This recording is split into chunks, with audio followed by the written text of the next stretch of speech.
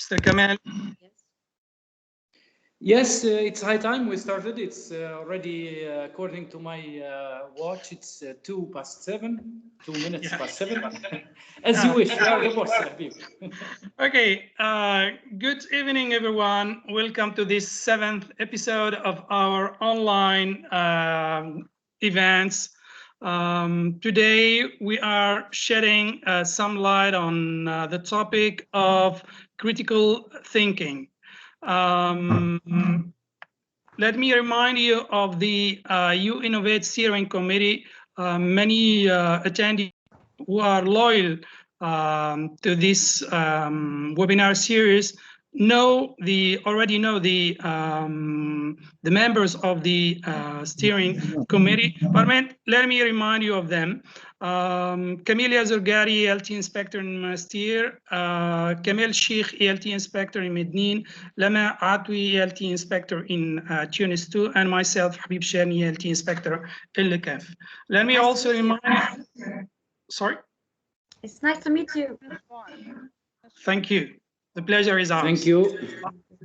Let me remind you also of what we call housekeeping rules for the attendees. You are kindly requested during the presentation to mute your microphones and use the chat box for feedback, questions, remarks.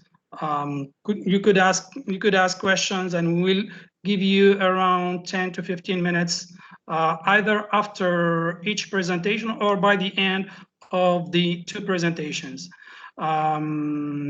You will have, let me also remind you that there will be a quiz, a link to a quiz that we're going to share by the end of this webinar.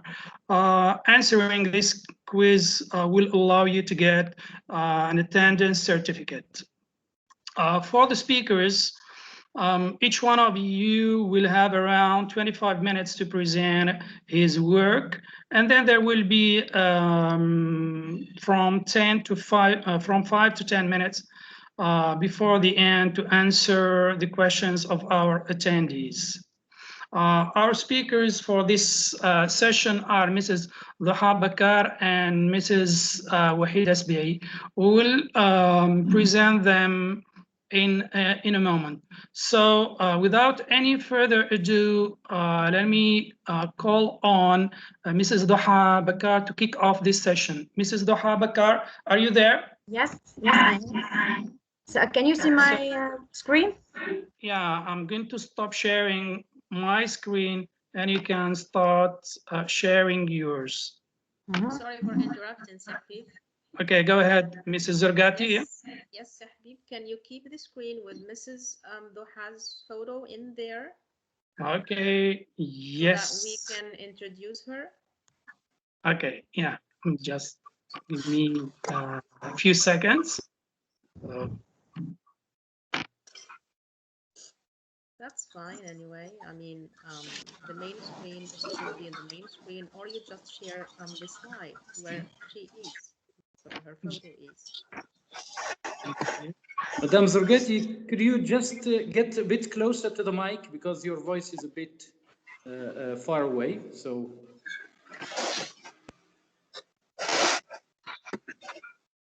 I'm using a headset actually. Okay, is it better now? Is it better now? Yeah, it's better, yeah. Yeah, okay, go ahead, okay. Here we are. Here is the slide about the first speaker, Mrs. Dhaha Bakar. So over to you, Mrs. Camelia Zurgari, to present our first speaker. Okay, so we have tonight or this evening Mrs. Dhaha Bakar. She is an English language teacher from Tunis 2 region. She has got an experience of over 20 years, and she believes in the importance of project-based learning. She has conducted many projects to develop her students' different skills and involve them in the active learning of the language. She is also an advocate of lifelong learning for teachers. This is why she always looks for professional development opportunities. And so far, she has participated in 6 MOOCs and 90 webinars. Besides, she's got a trainer certificate from the US Center And today she is going to share with us some details about a project that she's implementing with her classes as part of the British Council Core Skills Training Program. There you are, Mrs. Doha. Welcome. The floor is yours. Okay, thank you very much for this great introduction. I really appreciate. Good evening, everyone. I'm happy to be here with you, sharing my experience in critical thinking and problem solving. Can you see my screen? Yes. Not yet. Not yet. I think Mrs. Wahida is sharing her screen. Yeah. Mrs. Wahida, can you please stop sharing your screen for a while?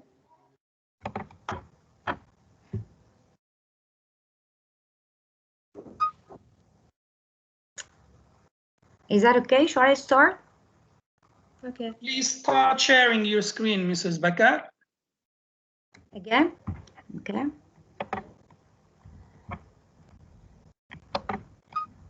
What about now? Not yet. Not yet. Really?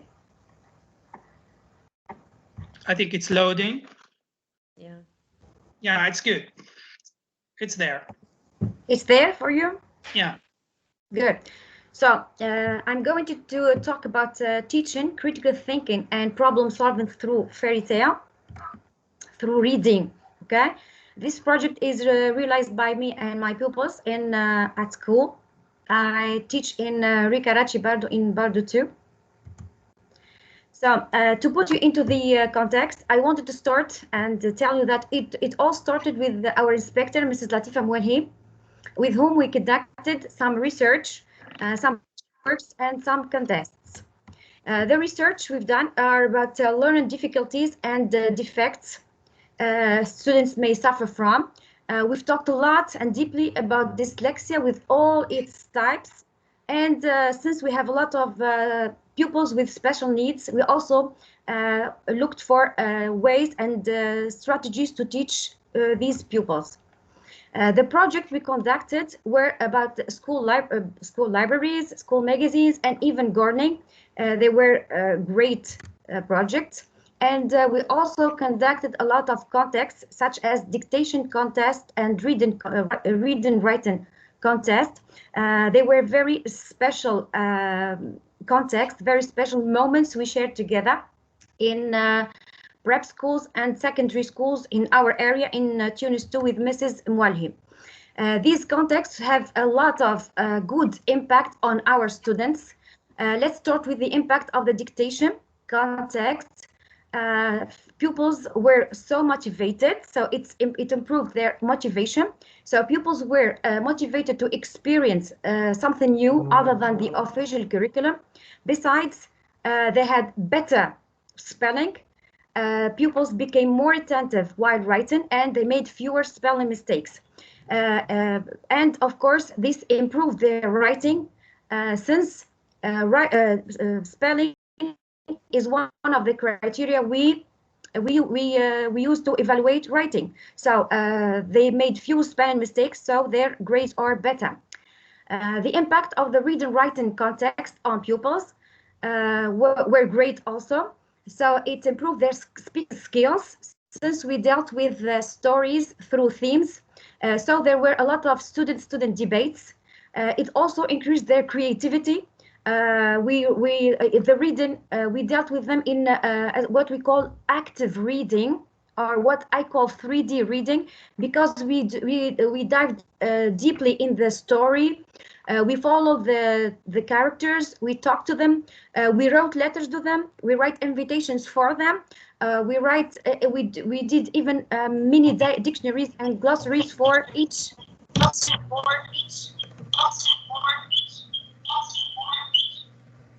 Sorry. Do you hear me? Sorry. There's an echo sound. I guess there's a problem yeah, with the mic. I think someone is opening to Microsoft. If your phone is next to your computer, please shut or log out from your smartphone or your computer. I think the sound has gone. Over to you.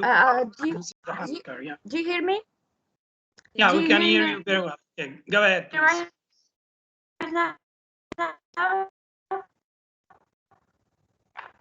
Okay, so I said that it also increased their creativity since they wrote letters to the characters, they wrote invitations for them, and even they did mini dictionaries and glossaries for each short story. We also used art through reading, like drawing, favorite part of characters.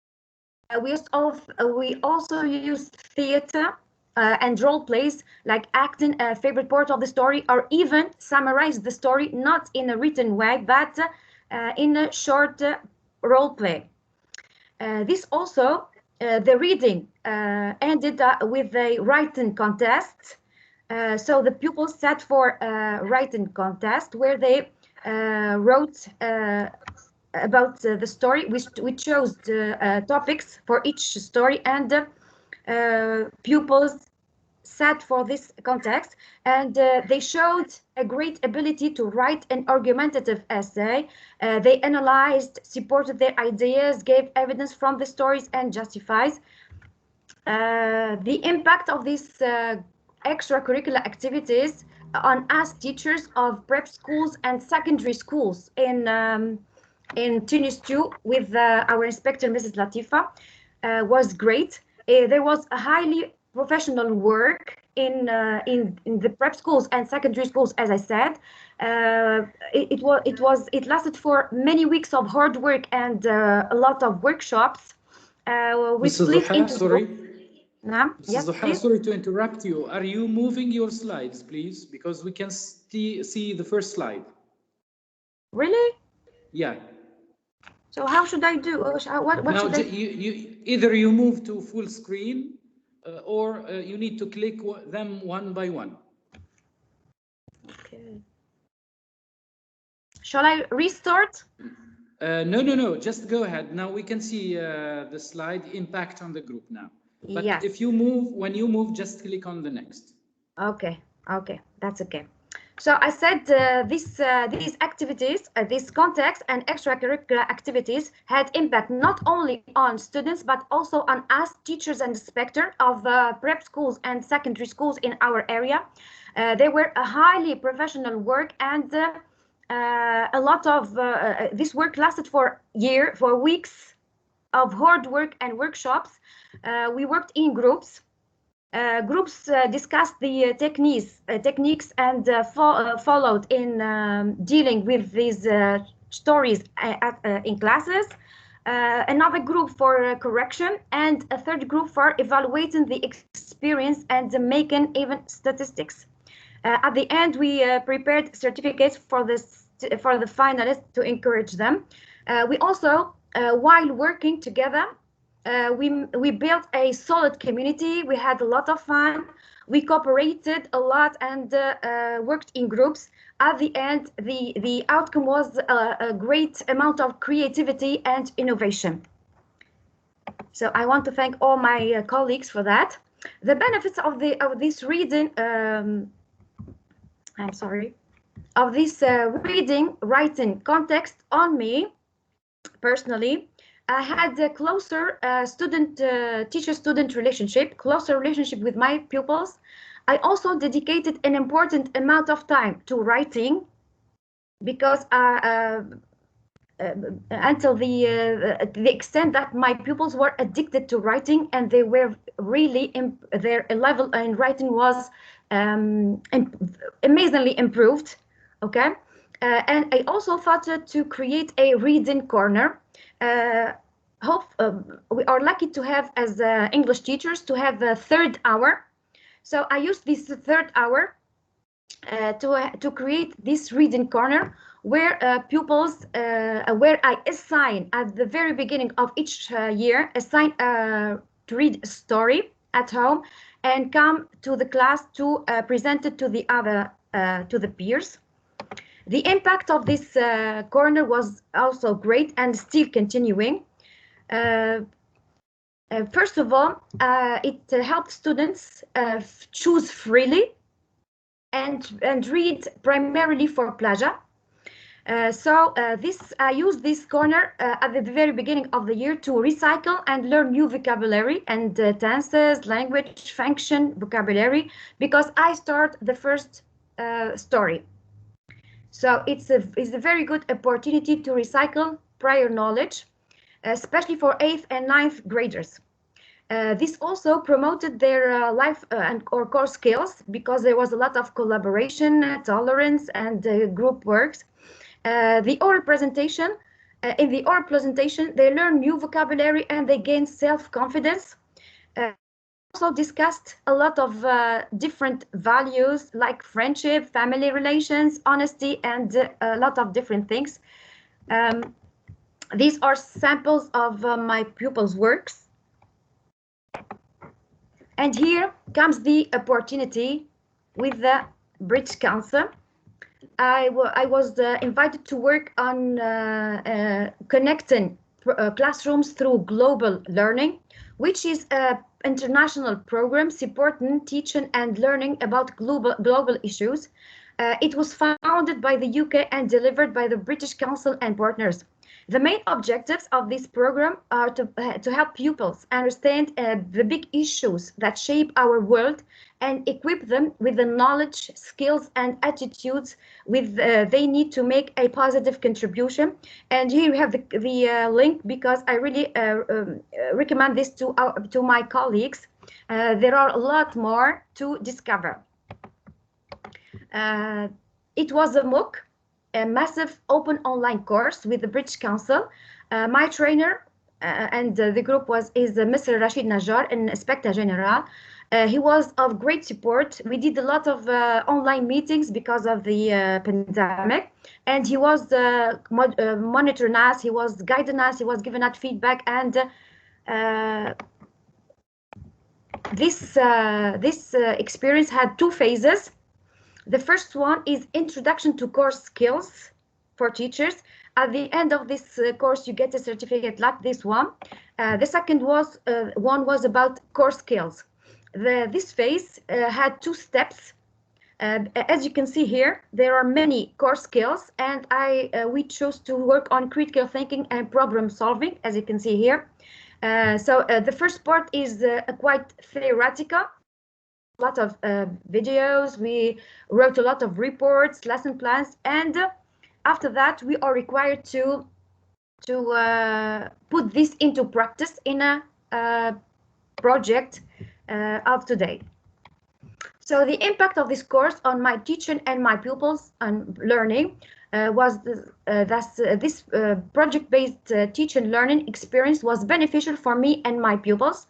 I find this course very effective. It helped me believe more in the potential and capacities of my students.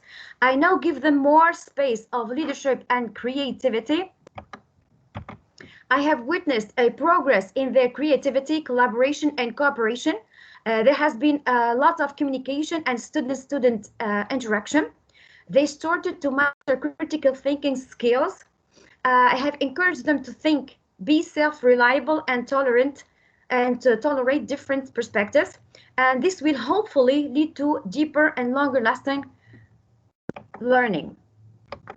Okay, my project title is I Think, I See Differently, I Change. So it is meant to be said by pupils. Pupils say, I think, I see differently, I change. Okay, so it's high time our students change and be more active, more collaborative, more deep thinkers. I selected the tale Cinderella, which is a fairy tale. And just a reminder, a fairy tale is a children's story about magical and imaginary beings and lands. The objectives of my project is to involve a deeper level of thinking and develop critical thinking among young learners, to read actively and be able to analyze, comprehend, and engage as readers to add values to the books we read. We need to read differently and passionately. We need to help create a generation of thinkers who can lead and change, lead, change, and develop. So I split my work into 4 parts. In each part, so this is the part 1. I asked students some closed and open-ended questions. So, example, do you think you know the story well? Who are the main characters in your opinion? Who do you consider the hero or the heroine? What do you like in him or her, or would you like to be in his or her place, and why? At first, these questions seem to be obvious because everyone knows the story. But after that, I told them to watch the video, bearing in mind these questions after some discussion. And after watching the video, I asked them the same questions. Okay, so do you still consider Cinderella the heroine of the story? Do you want to be in her shoes? Why? Do you appreciate Cinderella's personality? So some suggested answers were maybe we don't fully appreciate her personality now, but we still sympathize with her because she was mistreated, miserable, weak, orphan, etc. Do you appreciate why? So most of them, after watching the story, bearing in mind the questions, didn't appreciate the end. They said that it was expected, there was nothing interesting, and of course there were no surprises, everything were expected. At the end of part 1, pupils will be able to realize that people have different perspectives. They should learn how to accept these differences and diversities, celebrate them.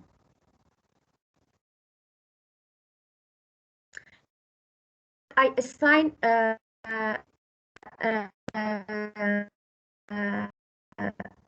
homework for the next part. So this is the assignment for the second part. Pupils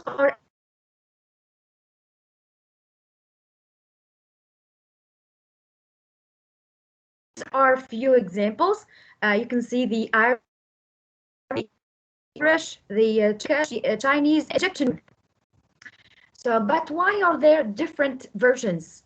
Let's discuss and find out more. So we discuss this idea and try to answer the question, relating it to the cultures and their specificities. Okay. Looking for reasons behind the various versions, we found that there are a lot of cultures have a Cinderella story because it shows of their culture.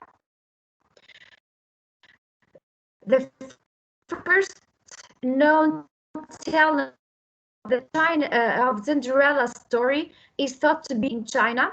The story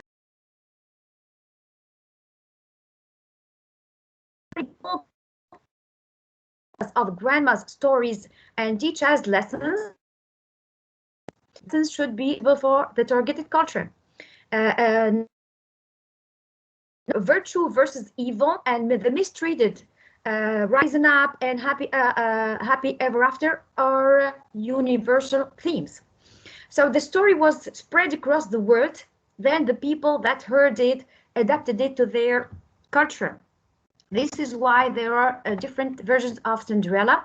At the end of this party, pupils will be able to understand the differences between cultures, how important it is to maintain the basic characteristics of our culture, and what we are allowed to change or modify.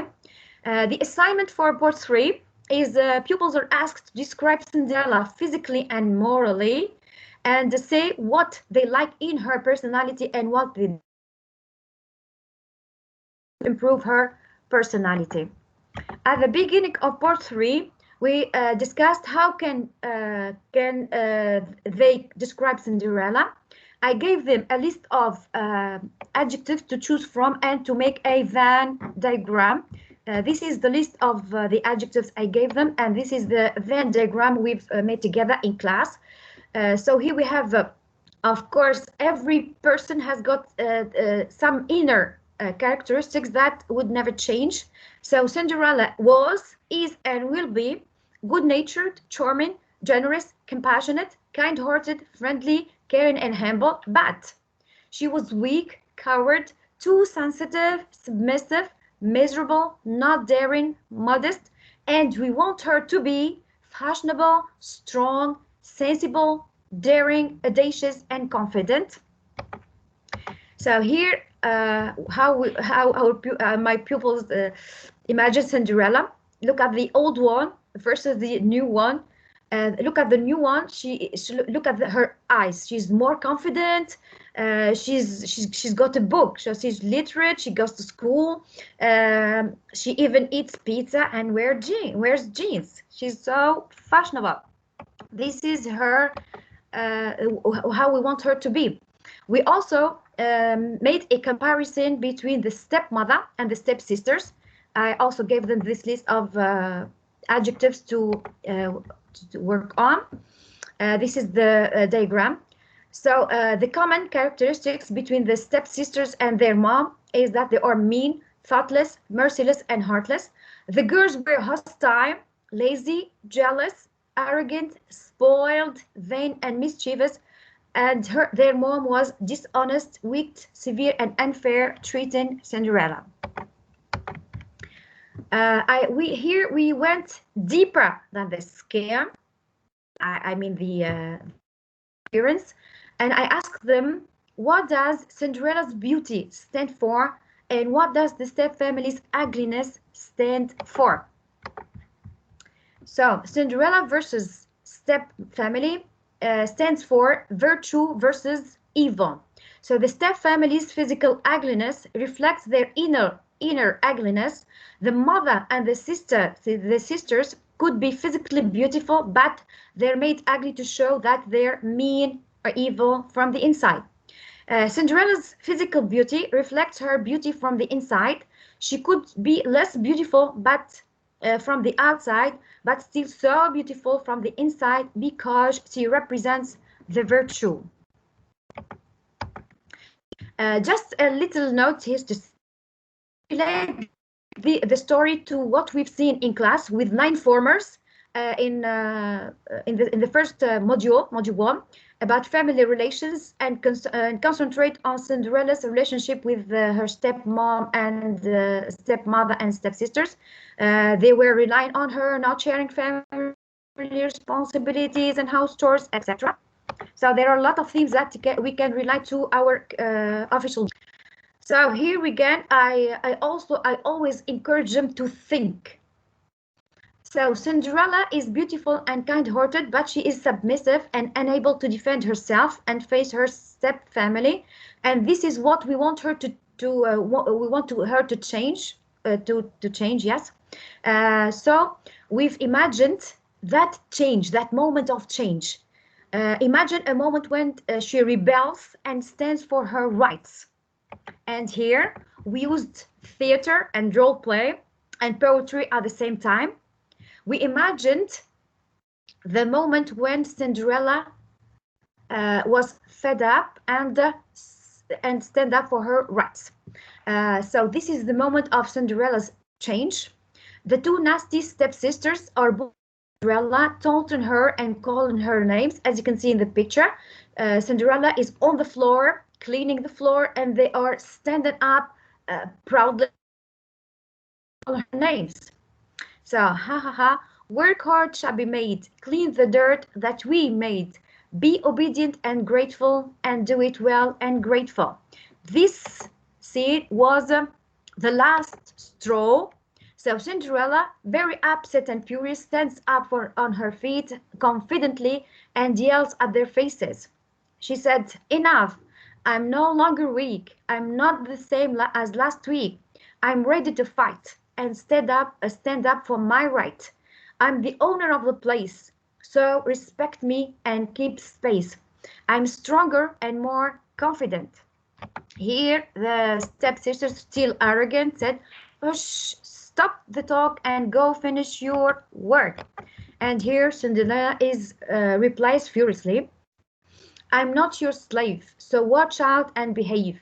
I won't allow more disrespect, so be kind and try your best to be thoughtful and nice, or get out. I'd better live with my mice. Okay, so at the end of this part, students will be able to realize that we shouldn't take things for granted. We don't have to like people or things just because they're loved by us. It's always possible to change and improve oneself. Like here, we changed Cinderella. The assignment for the next part was to think and discuss issues like Cinderella ended up happily marrying the prince. So do you think this was a dream come true or a reward for her patience and belief in her dreams? The second topic or issue was the prince has married a girl who he has just met. Was this a responsible, reasonable decision from someone from the royal family? So at the beginning of part 4, we discussed these topics. So Cinderella was sad and miserable, but ended up happily. Do you think that Cinderella made her dreams come true herself? Who helped her? For example, in the story, the mice, the godmother, a lot of coincidences and illogical things that happen. When we have dreams and we think we're unable to realize, should we be waiting for others or miracles to make them come true, or work hard to achieve them? What do you think we should do? So here we discussed how we should set our dreams and work hard to achieve them, because they are our dreams and we should fulfill them. So this is a quotation said to be told by Cinderella. No matter how your heart is grieving, if you keep on believing, the dreams that we wish will come true. So how our dreams will come true? What should we do to make them come true? So do you think Cinderella is a good example for a person believing and working hard to fulfill one's dreams? Is she an example to follow? Here we made a lot of discussions, fruitful discussions with the pupils. The second issue, what about the prince? Was he sensible, marrying a lady he didn't know? Do you think we can have a happy lifelong relation with a person we don't know and make a family? Was it that easy for someone from the royal family to marry the first woman he thought he loved, even if she was the most beautiful woman he had ever seen? How can you choose your life partner, someone you can live with forever in happiness and sorrows? And here we keep making connections to the pupil's life and encourage them or teach them how to choose a partner for a whole life. At the end of part 4, students will be able to discuss topics and give opinions, relate topics mentioned in the story to their own experiences or those of people around them. This is what we are going to see in the next part. Group work, when pupils imagine that they are interviewing these characters to make them speak. So here we talk to the characters, we interviewed them, they interviewed them, okay, pupils, and let them retell the story from their perspectives. So Cinderella has got a different perspective from the stepmother, from the prince. So we are going to discuss with them different issues. So at the end of part 4, which has 2 phases, an oral one and a written one. The first phase, which is oral, is the speaking part. In this part, pupils are required to be journalists and interview the main characters of the story and make them retell the story from their own perspectives. The pupils who now are journalists are not only allow the characters to retell the story, but also discuss with them some issues. So here, these are the main characters we are going to interview. These are some samples of the interviews. So when did you see, for example, here they are interviewing the prince. When did you see Cinderella for the first time? How did you find her? How come you decided to marry her without knowing her well? How did you know she would be a good wife for you? So here we extended the ideas and made references to pupils' personal life and experiences. These are sample. This is the sample of interviewing Cinderella. How was your life after your mom passed away? How did your stepmother and your stepsisters treat you? Why were you so submissive and didn't dare to say no to such an unfair treatment? We've also interviewed the step family. Why were you so cruel to Cinderella? Why did you envy her? Why did you treat her as a third daughter or sister? So here also we refer to their own life, by their I mean my students, or experiences they witnessed about stepmothers. So they told me some real stories. Some were happy, but unfortunately some were sad, like Cinderella's case.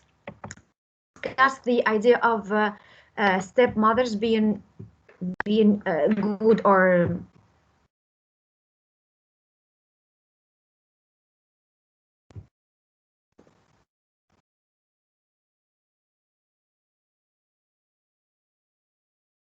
can you see?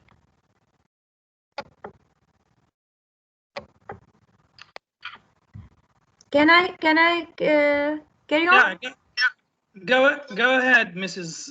Bakar. I think yeah, your presentation. So this is the last. Okay, this is the last part. I love.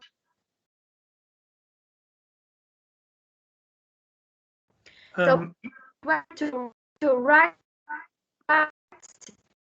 to rewrite the story through different endings into three. We discussed three main endings or three scenarios. Story, what if instead wise man, who's one of Cinderella's father's friends, volunteers to be a peacemaker and helps Cinderella not submissive and talks to the stepmother to treat Cinderella like her daughter, her two daughters, because she's an orphan and she needs to be treated well at her own home. A second group and a second scenario would be Cinderella is fed up with her stepfamily's treatment and goes to the castle to sue her stepmother and get her rights legally.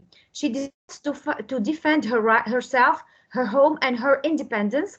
So the prince meets her, helps her, and after a while he realizes that she is not only beautiful and charming, but also kind-hearted and well-behaved. Cinderella has gone through a lot of hard times, but and yet remains kind and respectful. She has never resorted to violence as a reaction to her step-family's bad treatment. The prince adores her inner peace and pure nature and falls in love with her and proposes to her. She accepts and becomes a princess. So here, marrying the prince was her own decision. The third and final scenario was instead of a godmother, we can suggest that Cinderella is a believer, so she turns to God, Allah. She keeps praying. At the same time, she is fighting with her step family to treat her better because she's the owner of the house. To her surprise, her father comes back home after his long business trip and realizes how badly his daughter has been treated during his absence. He wants to divorce his wife and kick her out with her daughters and live happily with his daughter, but kind Cinderella begs him not to do so. She's so tolerant and forgiving. She doesn't want to see her step-family homeless and miserable. One day, Cinderella's father is invited to the castle for business, so he takes his daughter with him. So the prince meets her and falls in love with her because she is well-behaved and elegant, and proposes to her. She accepts and they live happy ever ever after. So here I wanted to teach them tolerance and forgiving. So during this project, throughout these projects, my pupils have been thinking, seeing differently, and changing. They have absolutely grown up, and I'm really happy with this outcome. Let's summarize. In this presentation, we have practiced core skills and critical thinking through a fairy tale, Cinderella, varied the activities and the strategies, closed and open-ended questions to drive and trigger thinking, internet surfing, web quests, group and pair work, collaboration, communication, and cooperation, or core skills, thinking, parent sharing, student discussions. We also used art like theater and poetry. There were students discussions. We discussed the specificities of our culture, values, outfits, social relationships, citizenship, and some social life issues like realizing dreams, family relationships in relation to the step family, choosing a suitable partner to build up a family life, etc. I'd like to end up with this quote by Dr. Jane Davidson. Sustainable education is education that will prepare young people for life in the 21st century. It is more than a body of language. It's about values and attitudes, understanding and skills. And so what we want is a sustainable education, deep thinkers, not only just pupils who come to school to receive some knowledge. Thank you for watching, thank you for your time, and thank you for this opportunity. Thank you, Mrs. Bakar. I would like to congratulate you and thank you for the quality of your work. It's clear, it's outstanding, and I would like to start from the end where you ended. It's clear that you are preparing your students not only for the 21st century skills, but as critical thinkers, lifelong critical thinkers and problem solvers. I would also extend my appreciation and thanks to my colleague, Mrs. Mwalhi, who obviously encouraged you to and gave you wings and gave your students also wings. So not just for me, for the whole group and for all the area of Tunis too, really in prep school and schools. We are hardworking, but she is a really great lady and great inspector. As you said, yes, she gave us wings, strong ones. Thank you, Mrs. Bakar. Thank you, Mrs. Mwali. Over to you. Now we'll give around, maybe Mr. Najjar is with us. So over to you, our attendees. We'll give around maybe 5 minutes, 5 to 10 minutes for questions, for your remarks. Let me, before that, read some of the remarks. Some of the attendees say, excellent work, great work, creative. I like the creative part. Good strategy to teach vocabulary. Wonderful. So I couldn't agree any more. Over to you, our dear attendees. Raise your hands, and we'll activate your sound. Is Mr. Najjar with us? Is Mr. Rashid Najjar with us? Yes, I am here. Sorry for coming a bit late. I was a little busy with the family, and I'm sorry. I'm so sorry to come a bit late. It's a pleasure to have you with us, Mr. Rashid Najjar. Thank you, Mr. Sherni. Yatik sah. Over to you, Sir Rashid. We would like, you didn't, you weren't there from the beginning, so maybe we'll give you some time to give your feedback. Yeah, please do. What I know about teaching critical thinking and problem solving, I think that Madame Doha Bakar talked a little about this. We've been working on this for about 4 months now, since September, I think, and with of course, within the framework of partnership between the British Council and the Ministry of Education. There are they organize online courses, and I don't know whether Madame Duha provided you with the link to the online courses. Yes, I did. Good, great. So any teacher in any part of the world, not only in Tunisia, can access the courses provided by the British Council, and they get a certificate at the end of the course, and they are required to work on some kind of a project. The advantage of online courses, as you all know, is the advantage of the online courses is that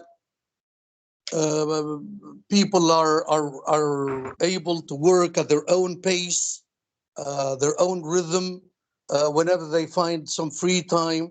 This is a really interesting advantage for all teachers. Well, Yeah, that's and you know, critical thinking. I think that most of us, most of the teachers in the country, do some work on critical thinking skills with their students, but maybe what we need to do is that it should not be just, you know, intuitive. We have to work on that. We have to make it. We have ourselves first to start by becoming aware of the need to work on critical thinking, problem solving, creativity and imagination, or many different core skills, as they call them in the British Council. And what we need is the purpose again is to have some kind of deep learning. It's really bad to see that our students are learning just for the exam. You say, once the exam is over, they just, you know, forget about that. What we want to have is some kind of deep learning, long-lasting learning. This is very, very important. And yeah, as I'm reading here in one of the comments, we have to make it explicit. You say incidental learning is good, but at the same time, explicit instruction is very, very useful. Okay, so Sila Habib and Madame Lema and Si Kamel and Madame Si Camelia. Kamel are here. Okay, Si Kamel and Madame Camelia, carry on. And I don't know whether you still have another presentation. Yeah, we still have another one. Yeah.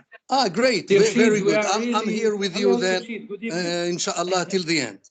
Yeah, thank you, Sir Sirshid, hello and good evening. Si Kamel, over to you. Yeah. Just to greet Sirshid and welcome to our webinar. Thank you. It's a pleasure to have you among us. Oh, the pleasure is also mine. Thank you very much. Welcome, Sirshid. Thank you. You see, becoming a retired person does not mean that you forget all about pedagogy, all about teaching. That's at least my understanding of my retirement. We need to see you. Thank you. Okay.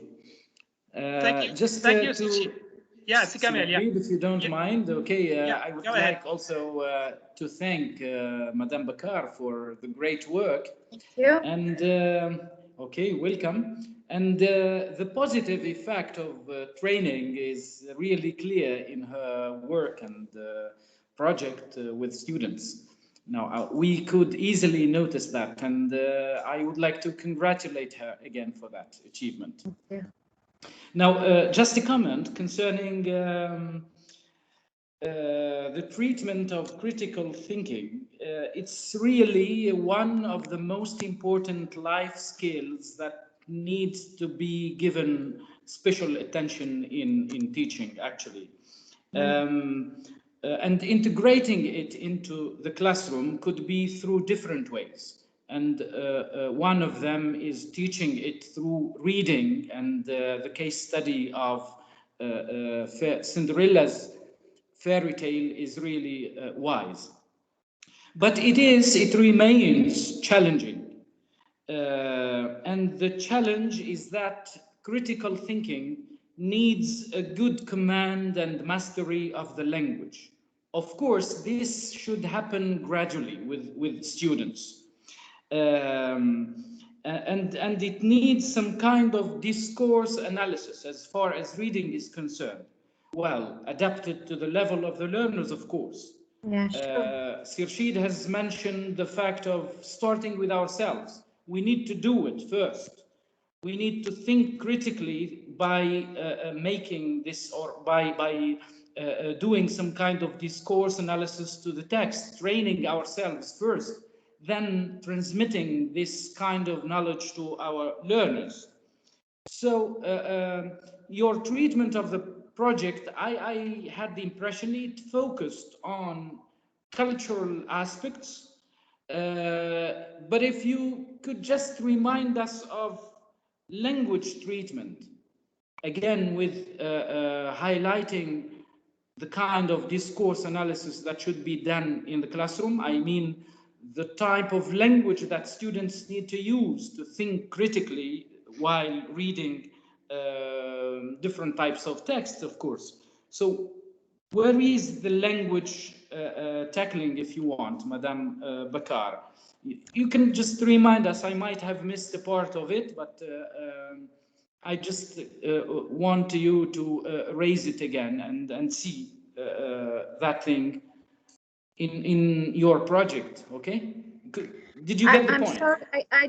I'm sorry. I didn't get it. Can you repeat, please? No, I mean the kind of language treatment, the discourse analysis that should be done during the reading stages of the fairy tale. You've focused on the cultural aspects and students, Yeah. how they change their attitudes, how they think towards other people's behavior. They want to convert it into a kind of positive, but the Yes. language that they use to voice out their attitudes, I mean, or maybe convert them into written texts in another stage. Okay.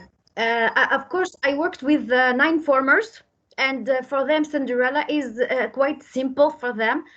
For this first experience, I worked with a group. Not all my students. It was the first experience, so I chose a group. I worked outside the official hours of the classroom, and of course, most of them they mastered English. They were excellent at English, so it was easy for us to easy for them to experience. And of course, I help them whenever they need help. I help them. I give them the vocabulary. They need a vocabulary. Of course, some part of the work was done at home. Say they did a lot of research. They worked hard. They really made a great effort because they loved the idea and they were very committed to it. Okay, thank you. What I mean is that they work simultaneously with the language and culture at the same time. That's good. Thank you very much. Yes, thank you. Thank you, Mr. Kamal Sheikh. Thank you, Mrs. Duha Bakar. I think we'd love to hear from Mr. Akram Sabkhi, and then we'll give the floor to our second speaker, Mrs. Wahida Asbi'i. So can you, Mrs. Atwi, can you activate Mr. Sabkhi's mic?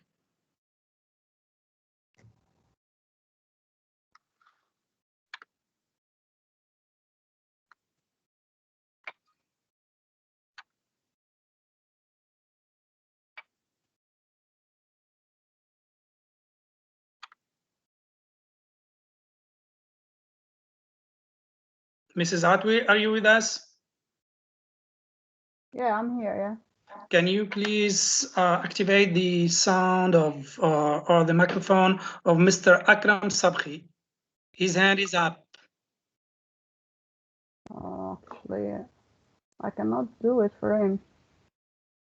He must Mr. activate. Akram Sabhi, can you Can do it yourself. can you unmute your microphone? Okay, so I turned it on. Okay, you're on board now. Okay, I'm okay. It's okay now. Yeah. Do you have something to say, or would you like to leave that till the end of this webinar? So I would like to leave it at the end of the discussion. Thank you. That's really kind of you. Okay, so let me ask Mrs. Berry, are you with us? Mrs. Berry? Mrs. Wahida Miss Bia, Sbir. you need to unmute your microphone.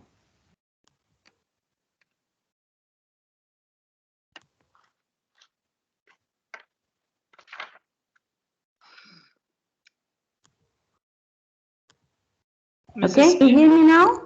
Yeah, we can hear you. Yeah, thank you, Mrs. Bia, and welcome. Before you start your presentation, I would like to introduce you to our attendees. Mrs. Wahida Sbia is an English language teacher working at Ali Al-Husari Secondary School in Tajawin. She's been teaching for over 20 years now. She's an alumni of the AE Teacher Program and British Council ISA coordinator. Currently, Mrs. Bia is taking part in the British Council Core Skills Training Program, the same program, I think, of Mrs. Duha Bakar. In today's session, she will give us an overview of the ISA project in relation to critical thinking. Over to you, Mrs. Bia. Can you start by sharing your screen? Okay, just a moment, please. Okay.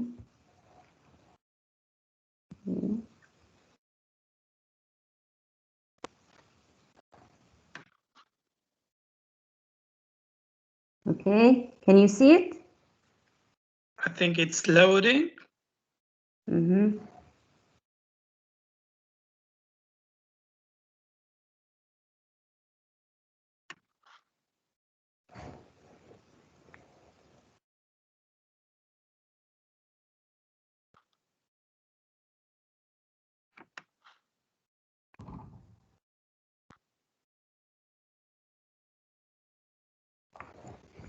Not yet? Not yet.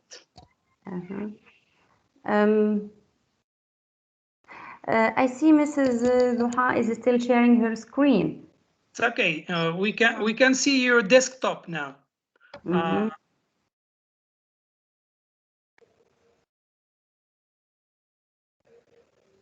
Just double click on the presentation, critical thinking, Madame Sbiai. Yes. Okay. Mm-hmm. You need to share it again. Yeah. Okay. Right. So I'll do it. Have you opened it on your desktop? Yeah.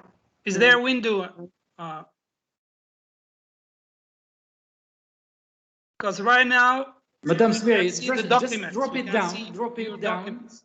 and it's in the background. It's running in the background. It's on the background. Okay. Now just drop it down with the minus icon at the top. Mm-hmm. But you need to share it again. Share it again, please. Mm-hmm. No, really. Just, yeah, Okay. it will take a few seconds to load. Okay. Okay, good for you. So I think you need to go back to the first slide. Mm-hmm. But you because need to I share can it see again. it. You need to share it again, Mrs. Wahida Sbiai. Okay. Yeah, Mr. Kamal, yeah. Sir Rashid is raising his hand. I don't know whether he wants to add a comment maybe, or just while she's preparing for the presentation. Sir Rashid, please come in. Just unmute your microphone, Sir Rashid.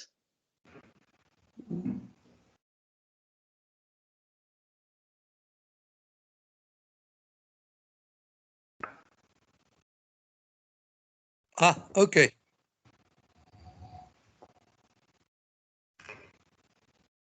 Okay, can you see my screen now? Yeah, we can see it. It's there. Okay, so it's an honor to be among you today in order to talk about critical thinking and my ISA award. Okay, my special thanks go to Mr. Habib Sherni, our ELT inspector, for having confidence in me and for providing unconditional support and guidance. Okay, I would also like to thank all the U-innovate committee for giving me this opportunity. In my presentation, I will try to define a bit, okay, critical thinking and state some of its features and key skills, okay. I will also give examples of my classroom practice, and I'm going to talk about my ISA project, okay, and the activities I implemented in the project, okay. So let me start with definition of critical thinking. Okay, so I opted for the cognitive definition, which stands for mental activities that are typically called critical thinking, are actually a subset of three types of thinking: reasoning, making judgment and decision, and problem solving. In order to foster critical thinking in my students, I focus on the following three key features. Okay, so number one, okay, effectiveness, okay. Effectiveness helps avoid common pitfalls such as seeing only one side of an issue or discounting new evidence. Sorry to Sorry, interrupt yeah. you. Sorry to interrupt you. Can you? Yeah. Yes. Thank you. Yeah. Thank you. Just I was talking about the slides. It seemed that you were still in the first slide, so now you're in the second slide. So thank you for that. Okay, so I said that I focus on three features of critical thinking. Okay, so three features are: number one, effectiveness. Okay, effectiveness helps avoid common pitfalls such as seeing only one side of the issue. Okay, discounting new evidence, and this confirms your ideas. Reasoning from passion rather than logic. Okay, failing to support statement with evidence. So we need to be reasonable. Okay, we need to be rational in thinking. Okay, the second one is novelty. Novelty spurs creativity among students. Okay, so when you speak about novelty, you don't simply remember a solution or a situation that is similar enough to guide you. Okay, it means you remember how you did it, how you reached that solution, okay, not the result itself. And you are going to find out that there are many ways of reaching the solution, okay, and you question whether you have chosen the most effective way to reach it. The next one, okay, is self-direction, okay. Self-direction, in which the thinker must be calling the shots, okay. We didn't give the student much credit for critical thinking if the teacher were prompting each step of the book he took, sorry, okay. So here, self-direction, we are going to help pupils in order to guide their own learning. They become leaders of their own learning, okay. They are going to think, they are going to design, and they are going to reach a solution, okay.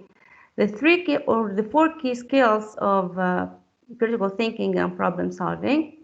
I am going to give definition of them, and I'm going to mention some classroom practices, examples, okay? Solving non-routine problems such as questions.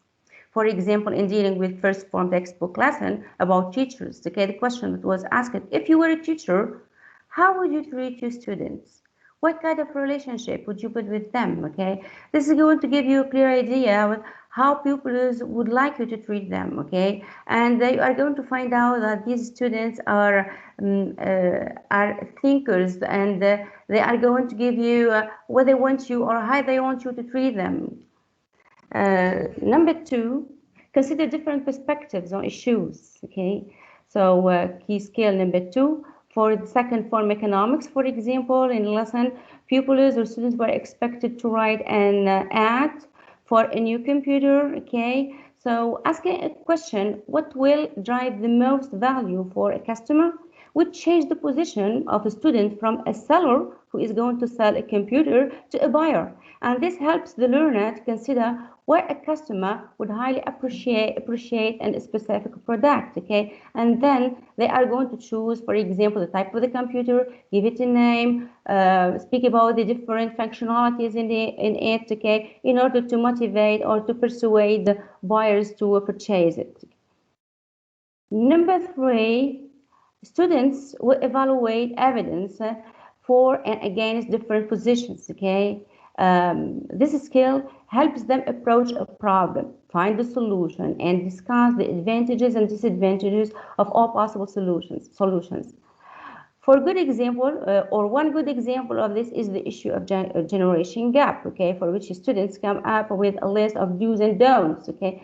So here for this lesson, I gave a video to the pupils, okay, about parents snooping into their mobile phones, okay, and then students, some of them agreed, some disagreed, okay, and by the end of the lesson, they reached they have set up a list of rules of conduct, okay, including do's and don'ts in order to maintain a healthy relationship or a good relationship with parents, okay.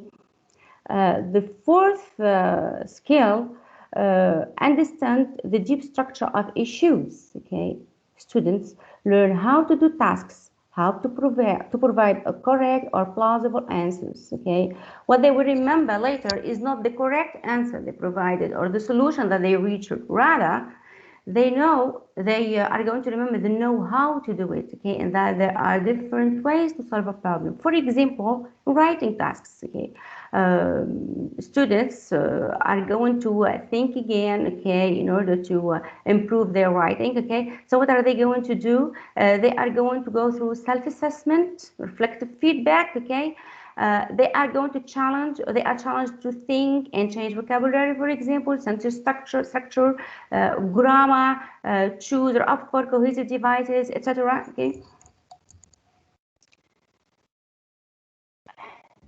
The next slide, okay. So we are going to speak about the benefits, how useful teaching critical thinking or focusing on critical thinking. Okay, critical thinking develops creativity, okay, among students. You will be surprised at how creative students are, how potential and abilities they have. Students as well learn to accept and analyze ideas without offending each other. They become good listeners, cooperative. They become inquirers, risk takers, and independent thinkers. In fact, critical thinking helps students to think rationally, okay? They are not going to take things for granted, okay? They think and rethink and evaluate and assess. Critical thinking as well helps them to work well in all aspects of life, okay? It's about learning life skills, okay? Knowing how to do things, okay? It helps students as well to better understand the experiences and views of others, enhancing their abilities to work with different people of different mindsets and different cultures, okay? And here they are going to become tolerant, and this is at the core of the ESA project that I took, and we won the prize for it, okay? So after speaking about being exposed or being tolerant to different mindsets and cultures, okay, I'm going to define what is culture. Okay. So culture, according to John Woodley, is what people think, make, and do. This definition has been developed into the 3P model of structure of culture. Number 1, perspectives. What members of a culture think, feel, and value, okay? What can be appropriate in a culture might be inappropriate in another one, okay? Practices include the traditions and typical behaviors in a culture. For example, you can speak about weddings, okay? I've got special traditions here in Tunisia, and funerals, eating habits, okay? And the 3rd P is product. The special food, for example, are associated with a particular culture. Clothing, music, and literature, for example, you can speak about food, pizza or couscous. They are the product of the culture. I started activity about the traditional outfit Okay, so pupils came to the classroom with their outfit, traditional ones. It was a project work. They presented, each one of them tried to speak about the outfit they are wearing, what are the characteristics, why was it worn, how it was woven, for example. Second activity, and this was for the ESA project, okay, organizing an open day, okay, speaking or mentioning the different highlights or the different landmarks of culture, okay, and I'm going to show, to display a video, okay, summarizing the different activities of the culture on that open day, which Mr. Habib Sherni has attended, okay.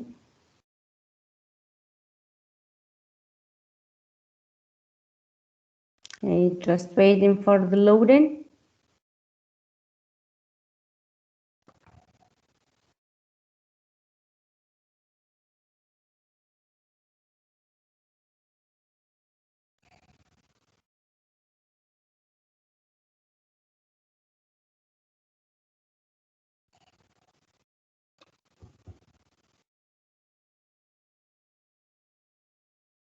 Um,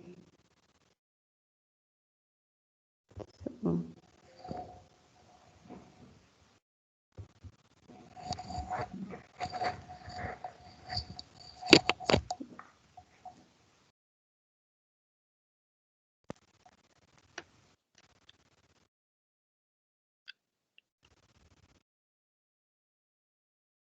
just I need you to be a bit patient, okay.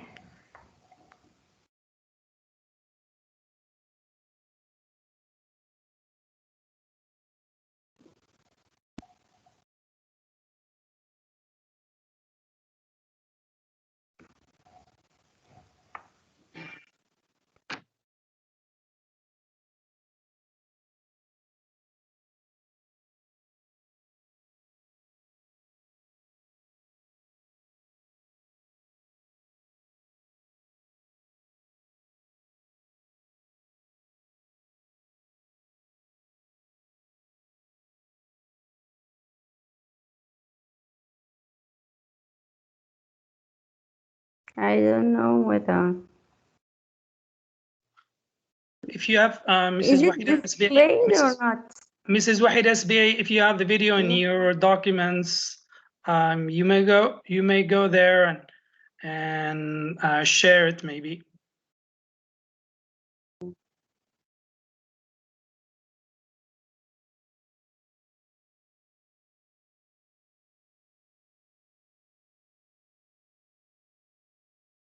Is it playing in on your computer?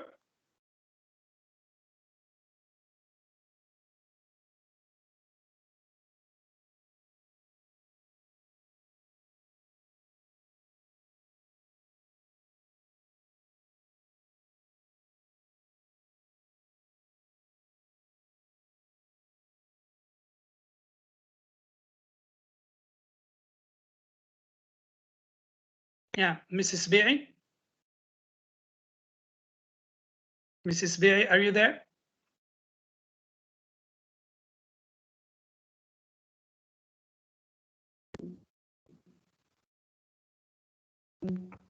Mrs. Bei? Yeah. You might go ahead. You may go ahead with your presentation, and maybe later on, you can try if Yeah, I think that it. there is problem with the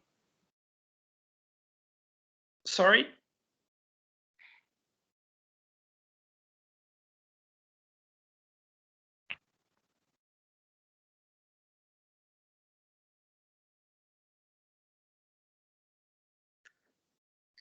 Carry on, Mrs. Bei. Maybe you can share it later on in the via our Facebook group.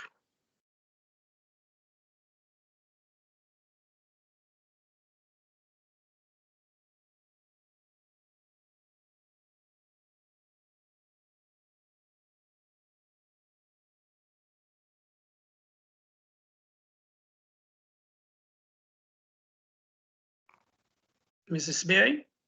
Yeah, okay, I'm here. Okay, so the second activity is going on a field trip, okay, visiting different places in a cave, okay. The second slide about the ESA project is food, okay. So displaying food is part of our culture. We have got your traditional outfit displayed. We have got an exhibition, okay. Olive oil is present there. Again, the picture about a field trip. After finishing this activity, we shared it with international partners from Palestine, okay? And this is their activity. They showed us some pictures of their field trip, okay? They did the field trip as well, okay? They have got brochures about Jaffa and about different parts or different cultural sites in Palestine. Olive tree or olive picking is part of culture. Homemade food, okay, cooked on wood, okay. Sharing these activities with pupils helped strengthen their sense of belonging, okay, and they showed pride in their culture and their civilization.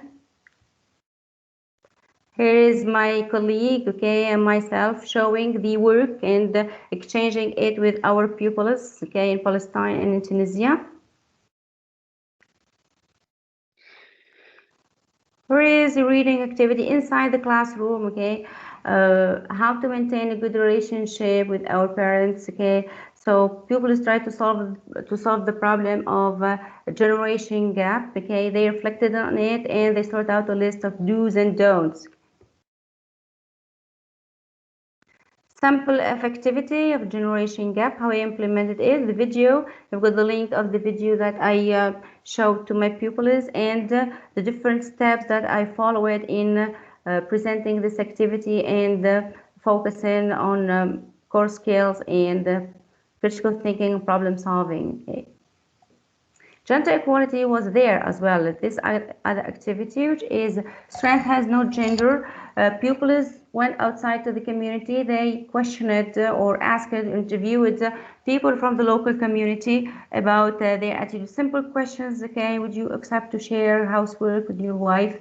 Would you accept that your sister or daughter or wife works in an environment dominated by men? Okay, if yes, why? And then they reported their findings to the classroom. Okay, they have also started a Facebook page. We have it here, in which they are going to share quotes and saying about empowering women.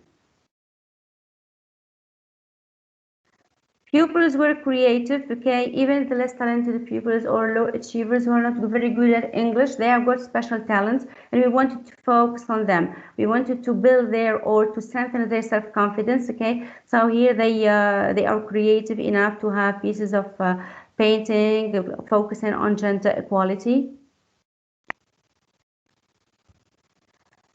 This other activity, which is a bit different, okay, which focuses or which has a global dimension, which is pollution. So we have got some talented pupils who are creative enough. They came to the classroom with some plastic, some paper, okay, cloth, okay, and they transformed them into very beautiful pieces of art. So the activity was entitled From Trash to Treasure, okay. They also collected the bottle caps for which we wanted to donate to an organization that cares for the environment.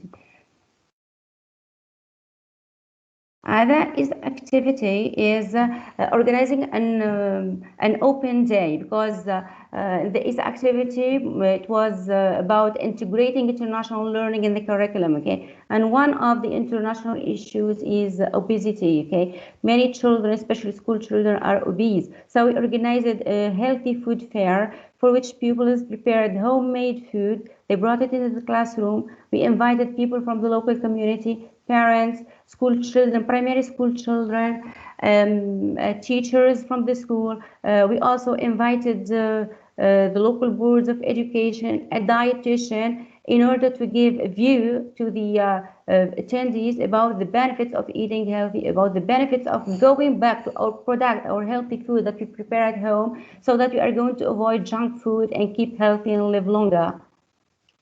And here is, for example, here is the dietitian, okay, from the local hospital.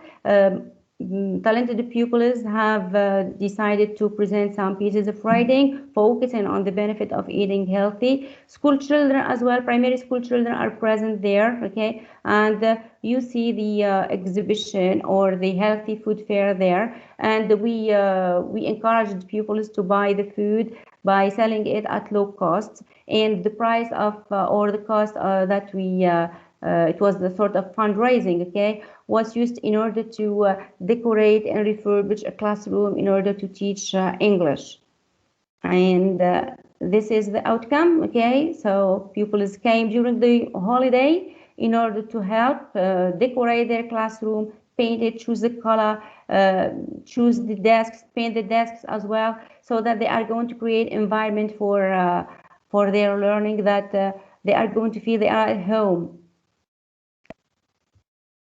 This activity has got an impact on the whole school, and you see here different colors. Each color represents a specific classroom. So teachers and pupils as well in the school felt motivated. So we have got a classroom for history and geography to teach history and geography, another classroom for English, a classroom for civic education, and 2 classrooms painted and decorated by the pupils for the English, for teaching the English language. Okay, pupils were very motivated, and it was we started, if you want, the spark. Okay, and many teachers and pupils followed us. This is the healthy food, another healthy food fair. Second form pupils insisted on doing repeating the healthy food fair in order to sell food at low cost, and we bought some books that we donated to the to a primary school in the private area in a cave in order to start a library and to encourage reading. Okay, so that pupils are going to get rid of excessive use of mobile phone or dependence on mobile phones. Okay. So the purpose from these activities is that we want to focus that we don't teach students, we don't teach the curriculum, we don't just give them information, okay? We teach humans, we build personalities, okay? We help them in order to be critical thinkers, problem solvers, so that they are going to learn the skills that can help them later in life, in their future. And this is another activity that I appreciated much, okay, for the 4th form pupils. They read the Winter's Tale by William Shakespeare. After reading the tale, they chose an act, okay. They rewrote it themselves in English, okay, and they reenacted it. You see the transformation, the classroom makeover, okay. So this is a new classroom, and the pupils have worn costumes to convey the message, and there was they proved to be very creative in acting and in producing a text that is similar to the original one but different because it has their fingerprint.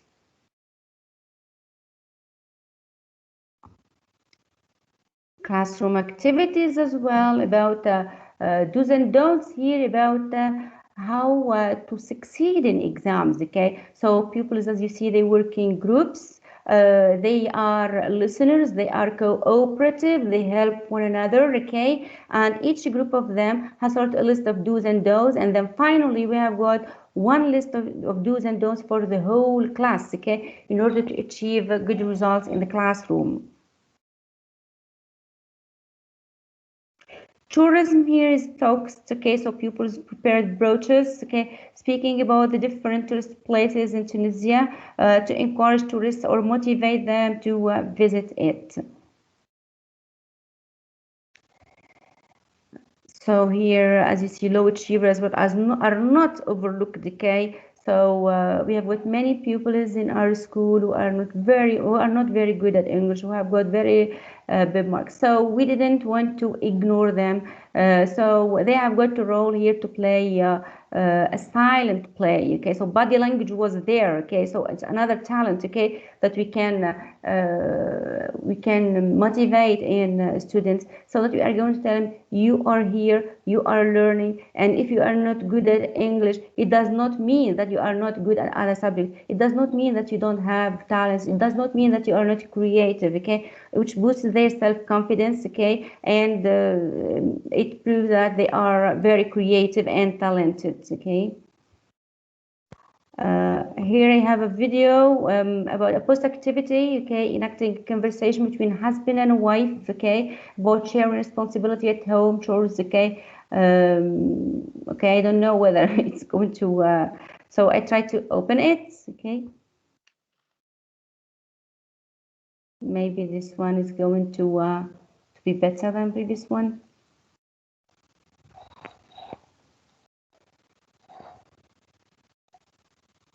No, okay.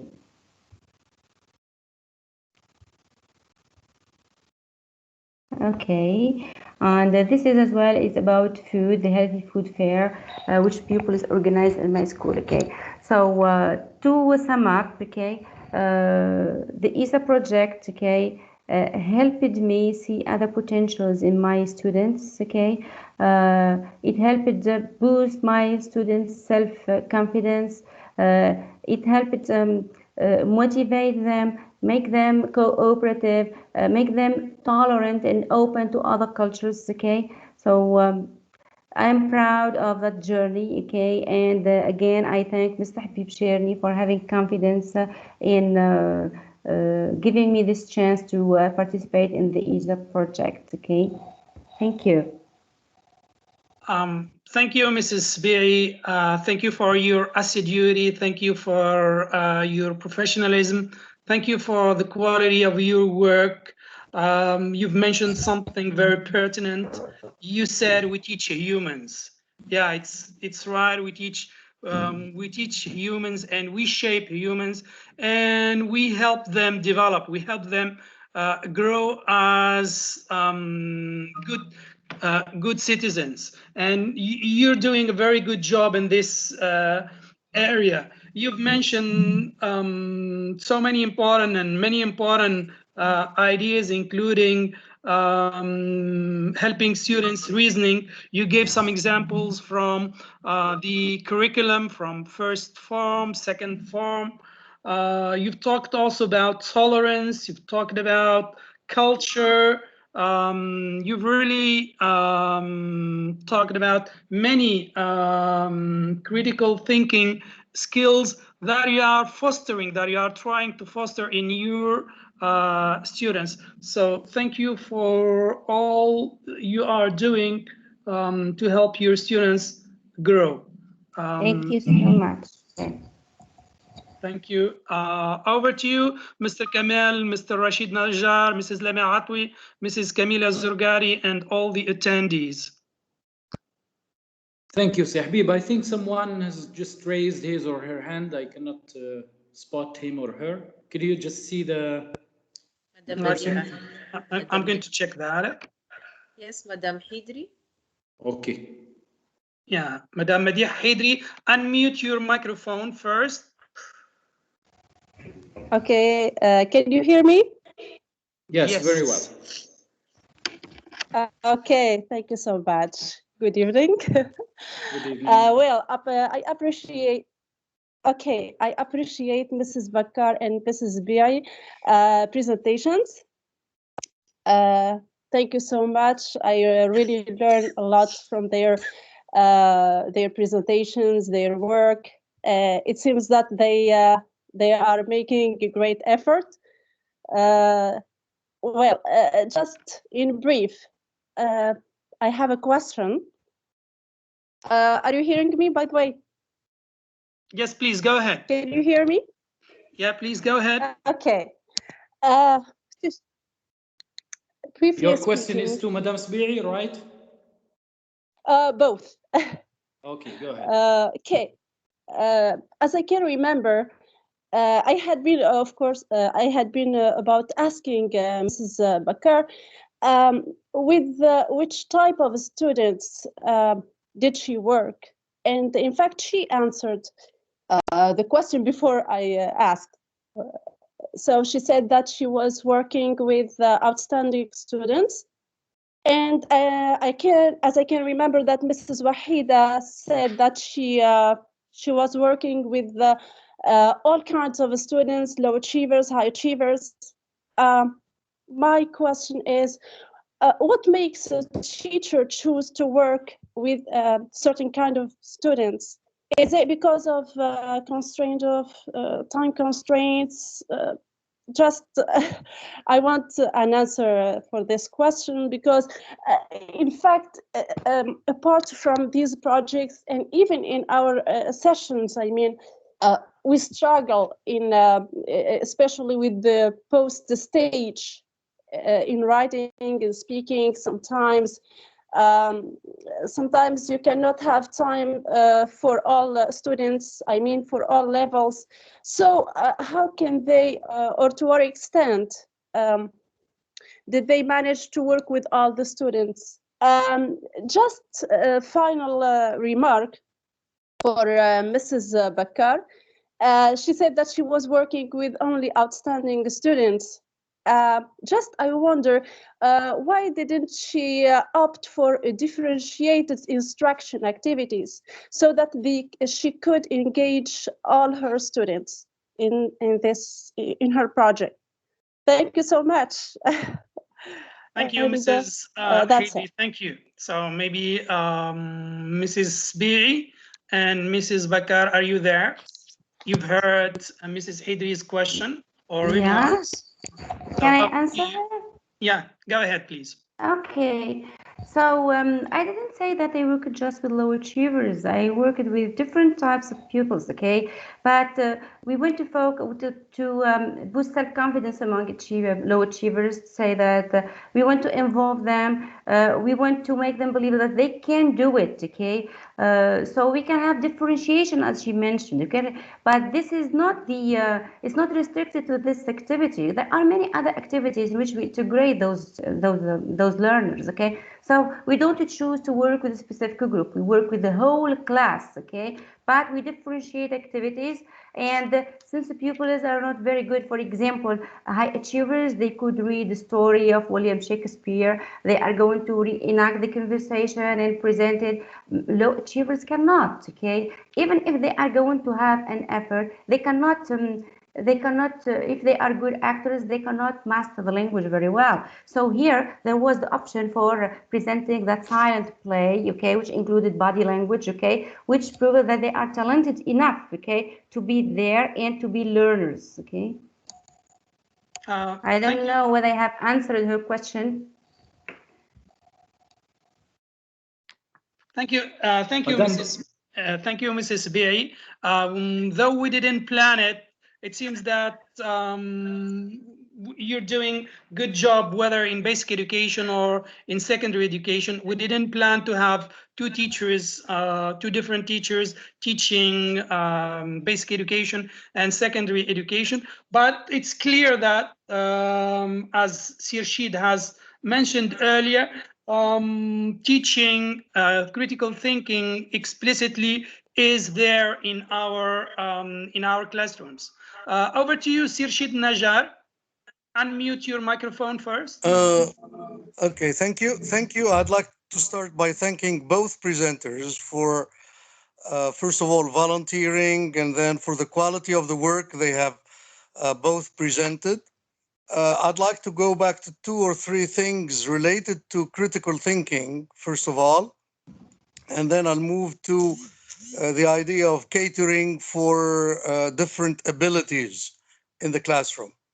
First of all, if in Madame Spi'i's presentation, I'd like to focus on two major elements related, very closely related to critical thinking or teaching critical thinking, namely deep structure or deep learning and multiple perspectives.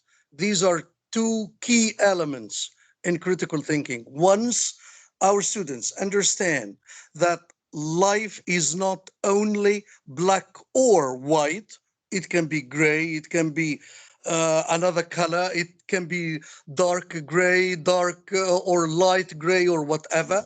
Once the students are, if you like, trained to see multiple perspectives, multiple, to look at life from different angles, I think we are going to create a future society where students are tolerant. They do not stick, to their own opinion, and they are ready to negotiate. And as you all know, negotiation is a very important element in communicative language teaching. Negotiation of meaning. That's one. Number two is to talk a little about, if you like, different abilities in the classroom. As we saw in Madame Sbiai's presentation, different abilities and different learning styles, I can even say different intelligences are catered for. Some students are, if you like, are because they are good at drawing, but they are not good at expressing themselves orally or in writing. So they are given the opportunity, and this is at the core of differentiation, and this is at the core of dealing with different abilities within the classroom. A final idea or a final thought now is to talk a little about uh, ownership. Once the students feel that they are doing a, or they are learning something that is meaningful to them, something that is relevant to them, then I'm sure that they will be able to give very wonderful, if you like, things in learning, and that makes the job of a teacher easier. Say, thank you. Thank you, Sir Sheet, for bringing this idea to the fore. You've mentioned something which is very important, especially in our culture, in our country, something that we need, which is acceptance of and accepting different perspectives and tolerating the opinions of others and negotiating meaning. We need this. We really need this to live peacefully in our country. Mrs. Zorgari, over to you, Mrs. Atwi, and all our dear attendees. Hello, okay, just thank you all. Thank you everyone for attending and welcome, Sir Sheet. Okay, Sir Habib. Thank you. Yeah, Mr. Kamel, yeah, over to you. Thank you very much for both participants for the nice presentations again and again. Thank you, Sir Sheet, for this great feedback. It's really interesting. I just want to refer to one of the participants or the attendees' question that concerns assessment, which is a very interesting area that needs to be tackled, and we need to allocate specific webinars for that. Okay, so Mr. Hassan Jmail, I guess, has asked a question, now the question, how can we assess those life skills? And he has mentioned critical thinking, problem solving, etc.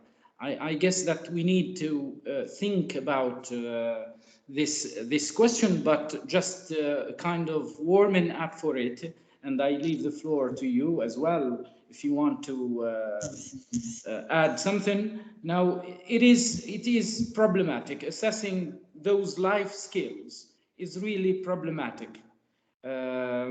It's really a slippery area, if you want. But we can think of formative assessment as a main way of assessing them.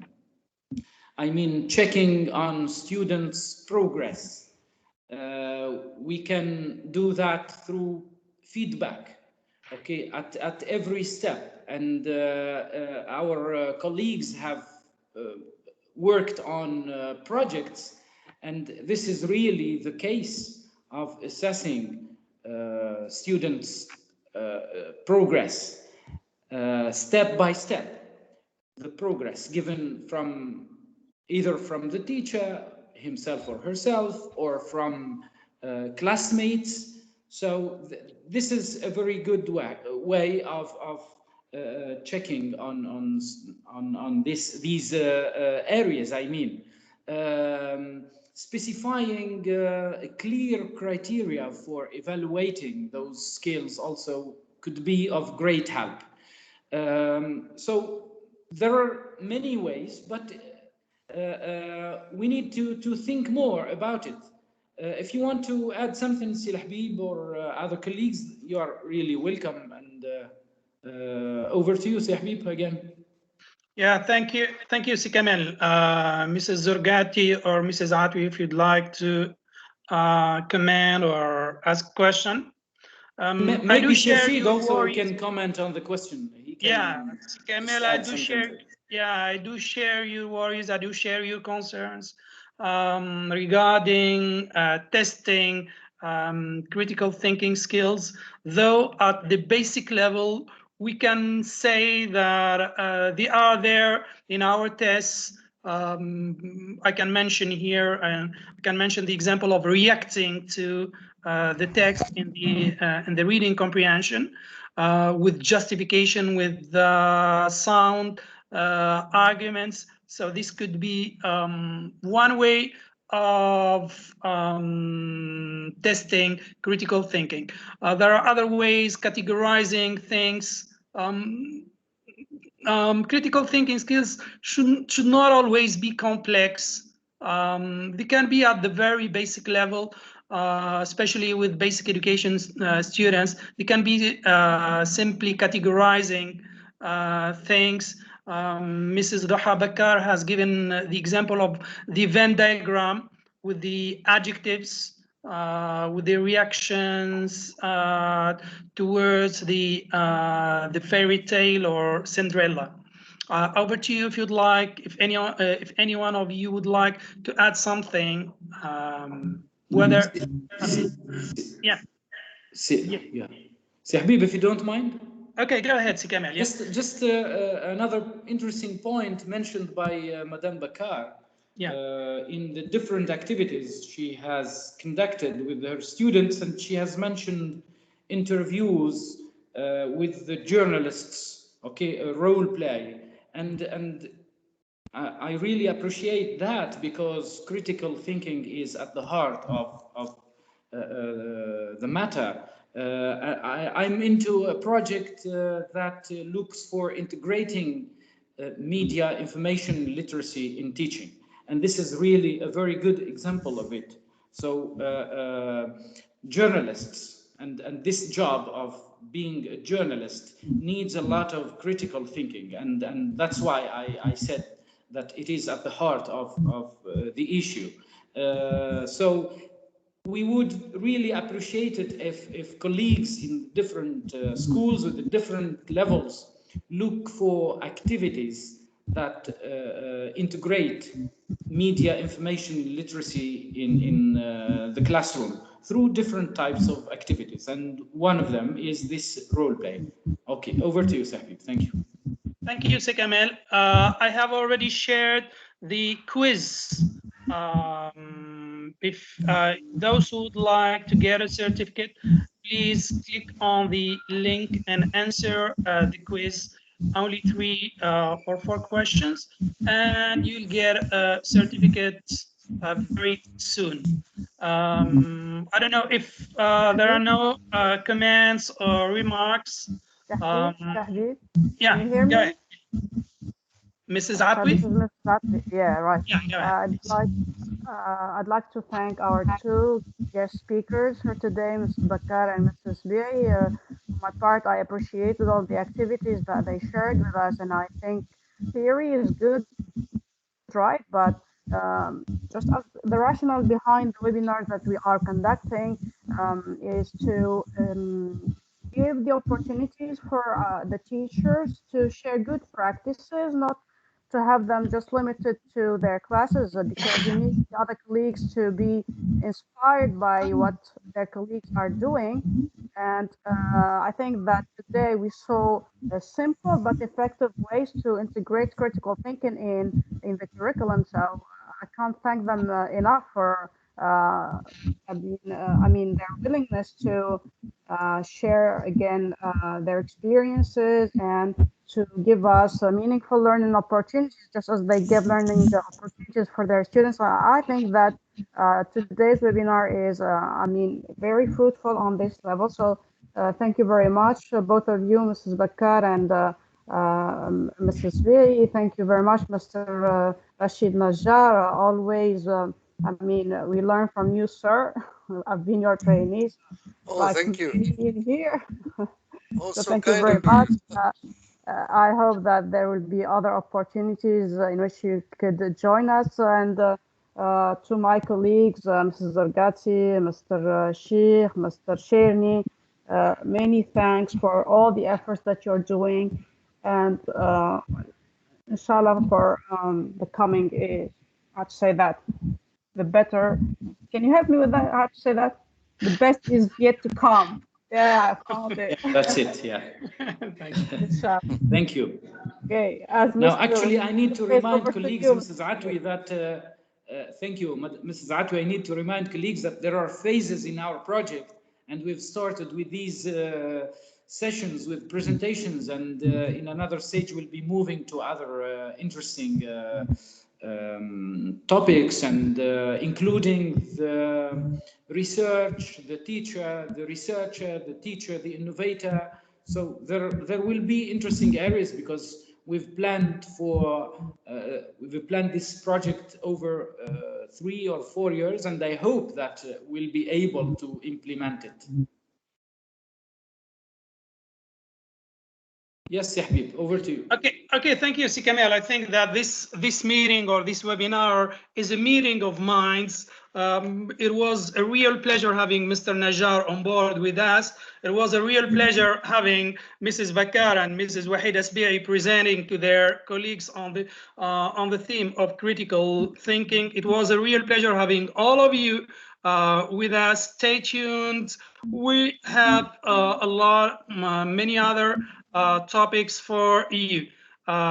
Good night, everyone, and see you in the upcoming webinars. Thank you, everyone. Thank you. Thank you. Thank you all.